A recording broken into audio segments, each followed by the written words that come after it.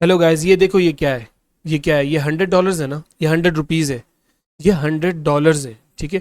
मान लो कि ये $100 आपके हैं, ये तुम्हारे अकाउंट में डिपॉजिट है, तुमने इसको डिपॉजिट किया है बहुत ही मेहनत के साथ, ठीक है, बहुत ही कठिन के साथ तुमने इस $100 को यहाँ पर डिपॉजिट किया है। तुमने बहुत सारे वीडियोस देख लिए, अब तुमने यहाँ पे इसको डिपॉजिट किया है। मेरी बात गौर से सुनना, स्किप मत करना, बहुत पते की बात बता रहा हूँ। $100 को तुमने यहाँ पे डिपॉजिट कर लिया। अब तुम ये सोचते हो ना, ये जितने भी नए नए ट्रेडर्स हैं, ठीक है, जो अगर मान लो तुम हो, ठीक है, तुम क्या सोच रहे हो कि $100 डिपॉजिट कर लिया, अब मैं इसको $100 को 500, फिर 1000, फिर 10,000, फिर उसके बाद जो है वो 50,000 एंड फिर 1 लाख तक ले जाऊंगा। ऐसे ही है, सब ऐसे ही सोचते हैं ना। ये $100 को सब पहली बार ऐसे ही सोचते हैं कि ये $100 जो है वो हम कन्वर्ट कर देंगे $10K में या $50K तक। ये बड़े बड़े सपने होते हैं, सबके होते हैं, ठीक है।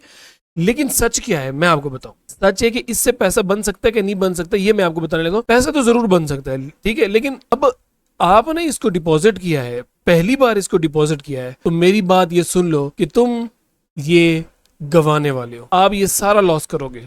क्यों करोगे लॉस? मेरी बात पूरी सुनना, गौर से सुनना, ये बड़े पते की बात है, ठीक है ना।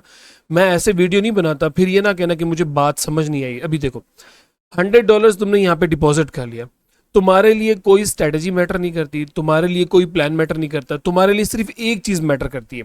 वो क्या है मैं बताऊं? Guys, welcome to another video. मैं एक और वीडियो लेकर आया हूं, इन्फॉर्मेटिव वीडियो लेकर आया हूं, स्पेशली उन लोगों के लिए जो अभी अभी ट्रेडिंग स्टार्ट कर रहे हैं, ठीक है। सो वीडियो को पूरा देखना, ताकि तुम्हें अगर $100 यहाँ पे डिपॉजिट करने हो, ये कर लिए हैं, चाहे वो फोन बेच के किए हैं, चाहे वो मम्मा से लिए हैं, पापा से लिए हैं, या किसी से लोन लिया है, ठीक है, ये तुम्हारी हार्ड एंड मनी है, तुमने उसको सेव किया है और तुमने यहाँ पे डिपॉजिट किया, तुम चाहते हो कि ये यहाँ पे लॉस ना हो। मेरी बात गौर से सुन रहे हो ना, ये लॉस ना हो तो करना क्या है, ठीक है।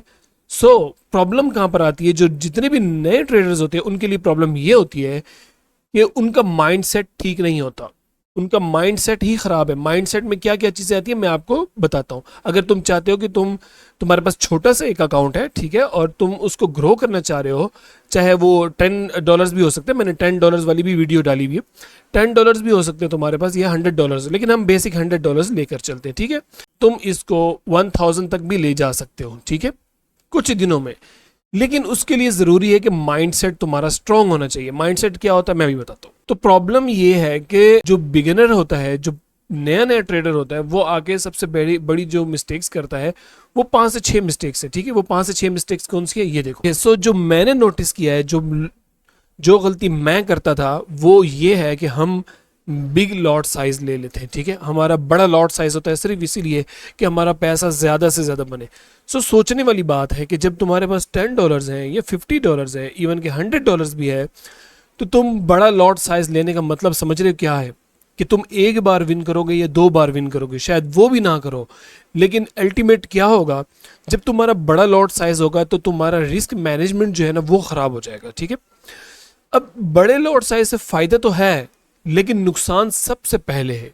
क्यों? क्योंकि ट्रेडिंग के अंदर लॉट साइज बड़ा लेने का मतलब है कि जल्दी से मार्केट से क्विट हो जाना, ठीक है। मार्केट तुम्हें धक्का देके बाहर निकाल देगी, ठीक है। सो बिग लॉट साइज जो है वो मोस्ट ऑफ द टाइम छोटे ट्रेडर्स की प्रॉब्लम होती है कि वो बिग लॉट साइज। तो आपने कभी भी बिग लॉट साइज नहीं लेना। अगर $10 है या $50 है या $100 है, तो कौन सा लॉट साइज होना चाहिए वो मैं आपको बताता हूँ। Alright, okay. सो नेक्स्ट हमारे पास है ओवर लेवरेज, ठीक है।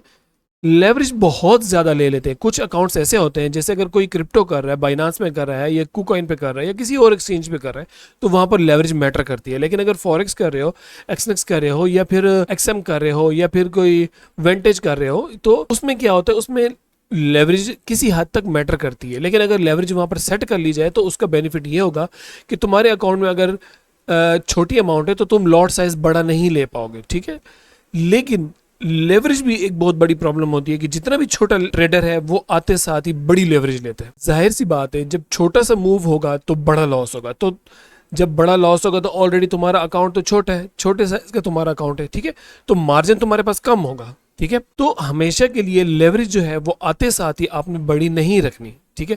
खुद के इमोशंस भी खराब होते हैं और लेवरेज लेने से अकाउंट जल्दी वाइप आउट होता है, ठीक है। ये मैं उन लोगों को बता रहा हूँ जो अभी न्यू ट्रेडर्स हैं, जो अभी स्टार्ट करने लगे। Alright, okay. सो नेक्स्ट जो है वो ये है ओवर ट्रेडिंग, ये भी बहुत बड़ी प्रॉब्लम है जब भी कोई न्यू ट्रेडर यहाँ पर आता है, क्योंकि इमोशंस पे कंट्रोल नाम की कोई चीज़ नहीं होती, वो ओवर ट्रेडिंग करता ही करता है। ठीक है, ज़्यादा से ज़्यादा ट्रेड लेने की कोशिश करेगा, छोटे से छोटा सेटअप बनेगा या सेट, ओवरऑल वो सेटअप पे तो ट्रेड लेगा ही नहीं, वो ये कोशिश करेगा कि वहाँ पर मुझे ज़्यादा से ज़्यादा प्रॉफिट हो, ऊपर जा रहा है या नीचे जा रहा है मुझे उससे कोई फ़र्क नहीं पड़ता। तो ओवर ट्रेडिंग जो है ना वो बहुत बड़ी दुश्मन है तुम्हारी। ठीक है, ज़्यादा ट्रेड लेने का मतलब है ज़्यादा चांसेस हैं तुम्हारे लॉस करने के। सो इसको कैसे सेट करना है वो मैं बताता हूँ कि आपने एक लिमिट सेट कर लेनी कि 1 से 2 ट्रेड लेने हैं, और मैं आगे आ जाके आपको बता दूंगा कि एक ट्रेड पर $100 पर या $50 पर मैक्सिमम और मिनिमम कितनी ट्रेड्स लेनी चाहिए। ठीक है, वही मैं आगे आगे जाके आपको बताता हूँ। ओके, सो नेक्स्ट है वो है डेली टारगेट। ओके, आप $100 डिपॉजिट करते हो या $10 डिपॉजिट करते हो या $50 डिपॉजिट करते हो, बहुत से लोग तुम्हें ज्ञान देंगे कि जी अपना जो टारगेट है वो उसको अचीव करना मस्ट है, लेकिन उसको अचीव करना मस्ट नहीं है। अगर आपका एसएल हिट हो गया है तो वहाँ से निकल जाना है, उस ट्रेड को होल्ड नहीं करना या बगैर दोबारा से अगेन ट्रेड नहीं लेना।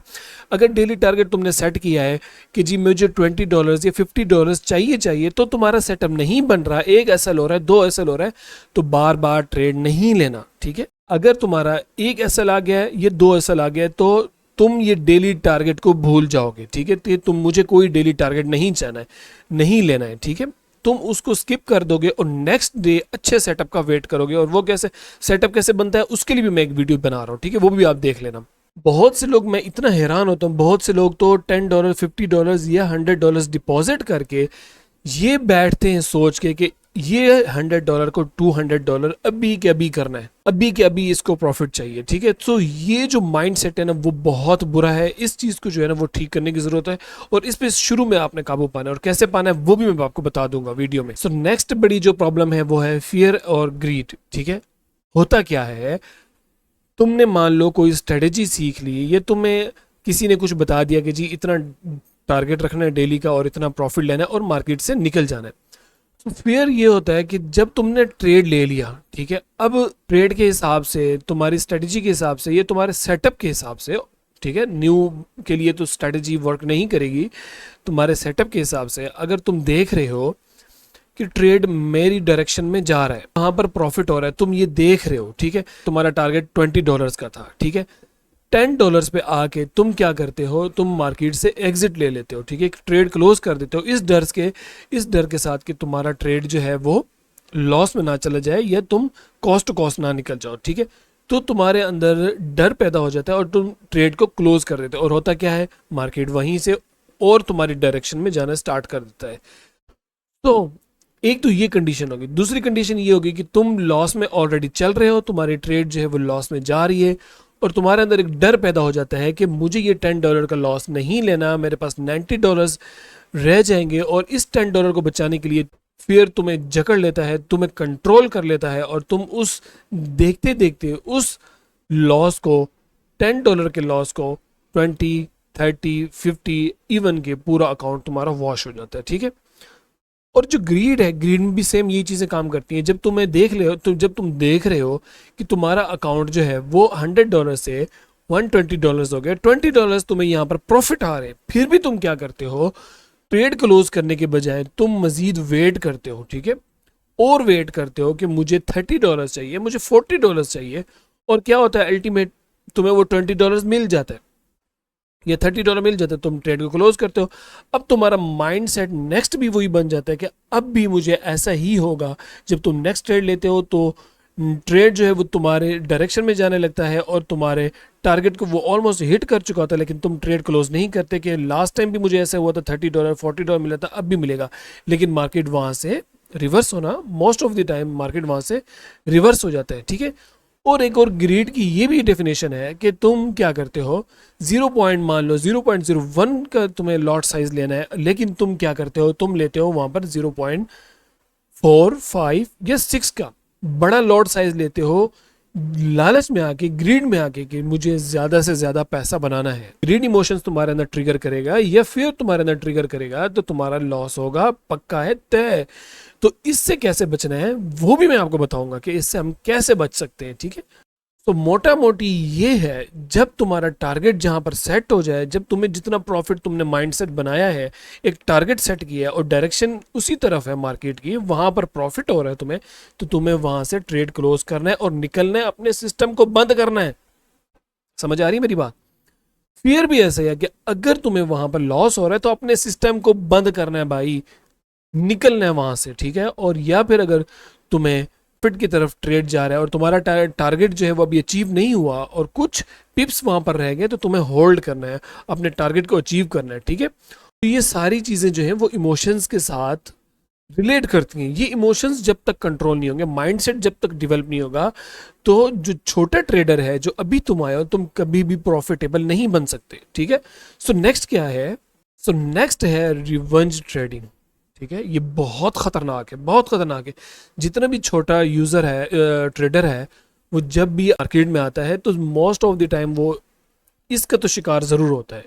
ये वाला जो इमोशन है, ये तुम्हारे ब्रेन के ऊपर इतना जोर से ट्रिगर करता है या इतना स्ट्रांगली ट्रिगर करता है कि तुम इससे कंट्रोल ही नहीं कर पाते, ठीक है।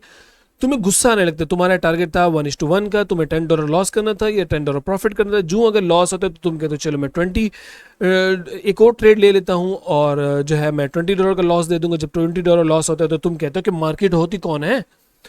अरे मार्केट होती कौन है जो मुझसे, मेरे सेटअप से, अच्छे सेटअप से या मेरी स्ट्रेटेजी पे मुझसे लॉस लेकर जा रही है।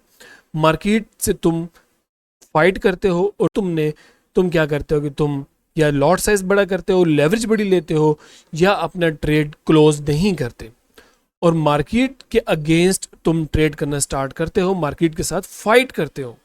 सो मार्केट के साथ कभी भी फाइट करना किसी ट्रेडर को सूट नहीं करता। सो मार्केट जो है वो क्या है, वो सुप्रीम है। मार्केट के साथ कभी तुम फाइट नहीं कर सकते। तो रिवेंज ट्रेडिंग में यही चीज होती है बेसिकली कि अगर $10 लॉस हुआ है तो तुम वहां रुक जाओ, 20 हुआ है तो रुक जाओ। मार्केट के अगेंस्ट नहीं जाना कि मैं तो आज के आज ये प्रॉफिट लेके निकलूंगा, मेरा $20 का या $50 का जो टारगेट था क्यों नहीं मिला, मुझे आज चाहिए चाहिए। तो ये काम नहीं चलेगा, मार्केट तुम्हें उठा के बाहर फेंक देगी। ऑलराइट, सो हमने क्या सीखा?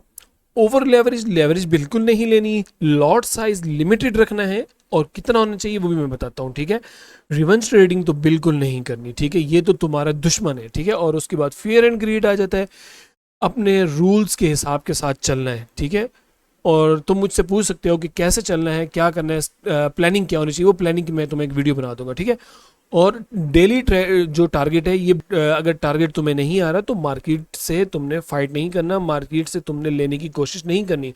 मार्केट अगर साइडवेज है, मार्केट का अगर मोमेंटम अच्छा नहीं है या मार्केट स्लो है, तो तुमने अपना डेली टारगेट जो है उसको स्किप कर देना, उसको छोड़ देना है। ऑलराइट, सो ये हमारे पॉइंट्स थे। और हाँ, लॉट साइज क्या होना चाहिए? सो मैं रेकमेंड जो करता हूँ, अगर $100 से लेके $500 तक की अगर उसके पास अमाउंट है तो 0.01 से ऊपर की लॉट साइज नहीं होनी चाहिए, ठीक है। अगर तुम न्यू ट्रेडर हो, अगर तुम थोड़े से प्रोफेशनल हो गए हो, फिर तुम थोड़ा सा इंक्रीज कर सकते हो, 0.3 या 4 तक जा सकते हो, लेकिन 0.01 ही रखना है। ऑलराइट, सो सिंपल बात यह है कि इस अकाउंट को बचाने के लिए आपको क्या करना चाहिए कि लेवरेज जो है उसको बिल्कुल तुमने कम रखना है और लॉट साइज के ऊपर कंट्रोल रखना है और रिवेंज ट्रेडिंग बिल्कुल नहीं करनी। और डेली टारगेट का जो चक्कर है ना, जो डेली टारगेट का, बहुत से लोग तुम्हें गलत गाइड करते हैं कि डेली टारगेट आपने लेके निकलना है। नहीं भाई, ऐसा नहीं है। अगर नहीं आ रहा तो उसको छोड़ देना है, डेली टारगेट के चक्कर पे आपने नहीं बैठना, ठीक है। टू द पॉइंट अगर मैं बात करूं तो वो ये है कि प्रॉफिट से ज़्यादा आपने अपना अकाउंट बचाना है। अपने अकाउंट पे जो बैलेंस यहाँ पर जो भी है, $10 इवन है, उसको आपने बचाना है। वो $10 जो है ना, वो आपके लिए इंपॉर्टेंट है, ना कि उसके ऊपर का प्रॉफिट। और मैं बिगिनर्स जितने भी हैं, जितने भी नया ट्रेडर है जो फर्स्ट टाइम आ रहा है या उसने 2-3 अकाउंट अपने वॉश किए हैं, उसको समझ नहीं आ रही, तो भाई इन चीज़ों पे काम करो। हाई टाइम फ्रेम पे काम करना, ठीक है। सपोर्ट एंड रेजिस्टेंस पे काम करना, लिक्विडिटी स्वीप, ये तो बहुत मस्ट है ना, ठीक है। और कंफर्मेशन कैंडल की कंफर्मेशन नहीं होती और हम जो है वो ट्रेड में घुस जाते हैं। तो ट्रेड में यानी कि वो आपके अंदर ज़ाहिर एक ग्रीड होता है ना, लालच होता है, फोमो हो जाता है, ठीक है। मुझसे ये ट्रेड जो है ना वो छूट ना जाए, ठीक है। एंट्री बहुत ज़्यादा इंपॉर्टेंट है। जब भी एंट्री लेने लगो तो तुम्हें पता होना चाहिए कि मैं कहाँ पे एंट्री ले रहा हूँ और मुझे कैसे कितने लॉट के साथ एंट्री लेनी चाहिए। स्टॉप लॉस का भी तुम्हें आइडिया होना चाहिए। स्टॉप लॉस का तुम्हें पता होना चाहिए, जैसे मैं आगे अभी तुम्हें बताता हूँ कि स्टॉप लॉस किस तरह से तुम्हें सेट करना चाहिए और कहाँ सेट करना चाहिए। आपने मुझे बताना है कि क्या एसएल यहाँ पे रखना चाहिए नंबर 1, या हमें एसएल सेकंड कैंडल पे रखना चाहिए नंबर 2, या फिर हमें एसएल इस थर्ड कैंडल के नीचे रखना चाहिए। ठीक है, तो कहाँ पे हमें एसएल रखना चाहिए ये आपने हमें बताना है। ठीक है, मुझे कमेंट सेक्शन में बताना बेस्ट एसएल कहाँ पर होगा। तो ये एसएल जो है ना, ये भी बड़ा जो आपका स्टॉप लॉस है, ये बेसिकली बहुत इंपॉर्टेंट इसका रोल होता है। ठीक है, अगर टारगेट भी आपको पता होना चाहिए, ये ना हो कि आपने फॉर एग्जांपल मैं यहाँ से अगर लॉन्ग करता हूँ, ओके, सो यहाँ से अगर मैं लॉन्ग करता हूँ, ठीक है,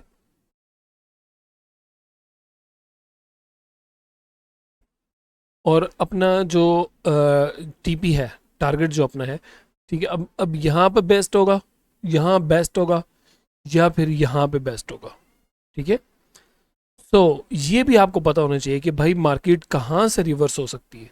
ठीक है, अगर इसके ऊपर अगर आप चाहेंगे तो मैं इसके ऊपर भी आपको एक वीडियो बनाकर दे दूंगा। ठीक है, उसके ओके, सो गाइस वीडियो को यहीं पर एंड करते हैं। मुझे माइक्रोफोन में दिक्कत आ रही है एंड आपको मनी मैनेजमेंट और रिस्क मैनेजमेंट या किसी भी और बेसिक टॉपिक पे अगर वीडियो चाहिए तो मुझे कमेंट सेक्शन में बता सकते हैं, और वीडियो को ज़रूर लाइक करना एंड चैनल को भी सब्सक्राइब करना अगर फर्दर इस तरह की डिटेल वीडियोस आप चाहते हैं। ठीक है।